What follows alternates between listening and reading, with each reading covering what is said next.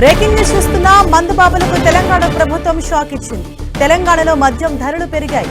Quarter bottle మద్యానికి 10 రూపాయలు, half full బాటిల్పై 20-40 రూపాయల చొప్పున పెంచుతూ తెలంగాణ బెవరేజెస్ కార్పొరేషన్ లిమిటెడ్ నిర్ణయం తీసుకుంది. పెంచిన ధరలు ఇవాటి నుంచి అమల్లోకి రానున్నాయి. ఇప్పటికే డిపోలతో పాటు మద్యం దుకాణాలకు సర్కులర్లు జారీ చేసింది తెలంగాణ బెవరేజెస్ కార్పొరేషన్ లిమిటెడ్. బ్రూవరీల యాజమాన్యాల డిమాండ్ల మేరకు ప్రభుత్వం నిపుణుల కమిటీ ఇచ్చిన సిఫార్సుల ఆధారంగా గత ఫిబ్రవరిలో బీర్ల ధరలను పెంచింది. ఇప్పుడు తాజాగా మద్యం ధరలను పెంచింది.